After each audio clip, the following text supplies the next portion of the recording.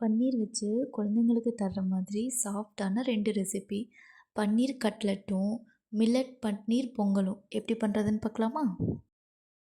First sweet potato பன்னீர் cutlet எப்படி பண்ணுறதுன்னு பார்க்கலாம்.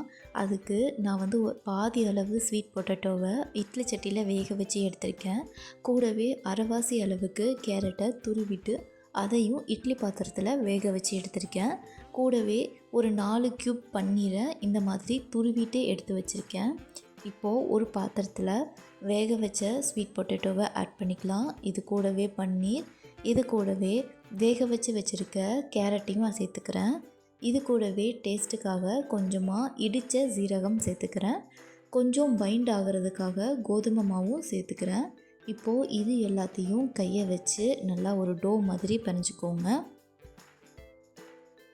இதில் சேர்த்துருக்க சாமான்கள் எல்லாம் நல்லா கலந்ததுக்கப்புறம் இந்த மாதிரி கைகள்லேயே ரவுண்டாக தட்டிட்டு உருண்டை பண்ணிங்கன்னா கட்லட் ஷேப்புக்கு வந்துடும். இது வந்து உங்களுக்கு பிடிச்ச மாதிரி ஷேப்பில் நீங்கள் பண்ணிக்கலாம். மிச்சம் இருக்க எல்லா மாவையும் நான் இந்த மாதிரி கட்லட் ஷேப்புக்கு உருட்டி எடுத்திருக்கேன். பாருங்கள், ரொம்ப அழகாக ரவுண்ட் ஷேப்பில் வந்திருக்கு. இப்போது அடுப்பில் ஒரு தோசைக்கல் வச்சுக்கலாம். தோசைக்கல் நல்லா காஞ்சதுக்கப்புறம் அதில் கொஞ்சமாக நெய் சேர்த்துக்கிறேன்.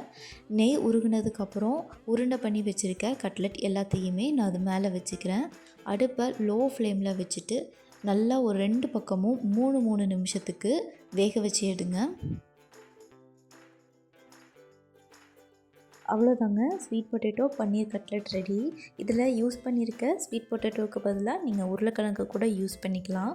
நான் ஒரு கட்லெட்டை தனியாக பிச்சு காமிக்கிறேன் பாருங்கள். எவ்வளோ சாஃப்டாக இருக்குன்னு உங்களுக்கே தெரியும். பல்லு முளைக்கிற குழந்தைங்களுக்கு இது கண்டிப்பாக கொடுக்கலாம். அடுத்து பார்க்க போகிறது பன்னீர் மில்லட் பொங்கல். இதுக்கு சாமை அரிசியும் பச்சை பயிரையும் அரை மணி நேரம் ஊற வச்சுட்டு நல்லா கழுவிட்டு எடுத்துகிட்டு வந்திருக்கேன். பன்னீரை நான் க்யூபாக கட் பண்ணி எடுத்திருக்கேன். உங்களுக்கு வேண்டாம்னா இது நீங்கள் துருவிட்டு கூட எடுத்துக்கலாம். பன்னீர் எப்போவுமே வீட்டில் செஞ்ச ஃப்ரெஷ் பன்னீர் யூஸ் பண்ணுங்கள். பன்னீரை லைட்டாக வறுத்துக்கலாம். இதுக்கு தோசைக்கல் வச்சுட்டு தோசைக்கல் காஞ்சதும் அதில் கொஞ்சமாக நெய் சேர்த்துக்கிறேன். அதுக்கப்புறம் அதில் கட் பண்ணி வச்சுருக்க பன்னீரையும் நான் சேர்த்துக்க போகிறேன்.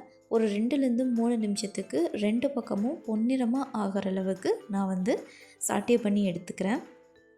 ஒருவேளை நீங்கள் வந்து பன்னீரை துருவிட்டு சேர்த்துறீங்கன்னா இதே மாதிரி தான் கொஞ்சமாக நெய் சேர்த்துட்டு கம்மியான டைம், அதாவது ஒரே ஒரு நிமிஷத்துக்கு மட்டும் வறுத்துட்டு சேர்த்துக்கோங்க. இப்போது அடுப்பில் ஒரு குக்கர் வச்சுக்கோங்க. குக்கரில் கொஞ்சமாக நெய் சேர்த்துக்கோங்க. நெய் நல்லா உருகுனதுக்கப்புறம் இதில் இடித்து வச்சுருக்க மிளகுத்தூளை நான் சேர்த்துக்கிறேன். மிளகு வேண்டான்னா நீங்கள் இதை ஸ்கிப் பண்ணிக்கோங்க.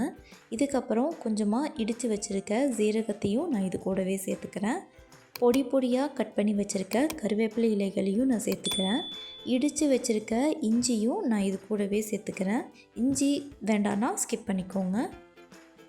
இது எல்லாத்தையுமே இப்போ ஒரு நிமிஷத்துக்கு நல்லா வறுத்து விடுங்க.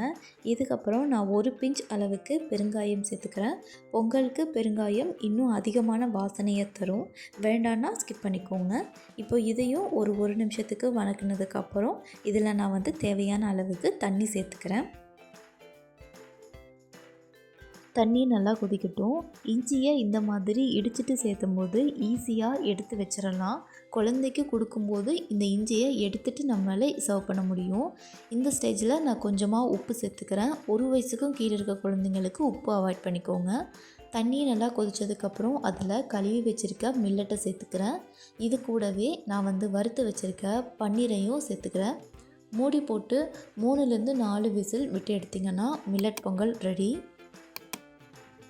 அவ்வளோதாங்க, ஆற வச்சுட்டு ஒரு பவுலுக்கு ட்ரான்ஸ்ஃபர் பண்ணிங்கன்னா மில்லட் பன்னீர் பொங்கல் ரெடி. ரொம்பவே சாஃப்டாக இருக்கும். அதனால் குழந்தைங்க ஈஸியாகவே சாப்பிட்ருவாங்க. இந்த வீடியோ உங்களுக்கு பிடிச்சிருக்குன்னு நினைக்கிறேன். பிடிச்சிருந்தால் லைக் பண்ணிக்கோங்க. இந்த மாதிரி இன்னும் நிறையா ஹெல்த்தி ரெசிபீஸ்க்கு லைஃப் ஆஃப் இல்லத்தரசி சேனலை சப்ஸ்கிரைப் பண்ணிக்கோங்க.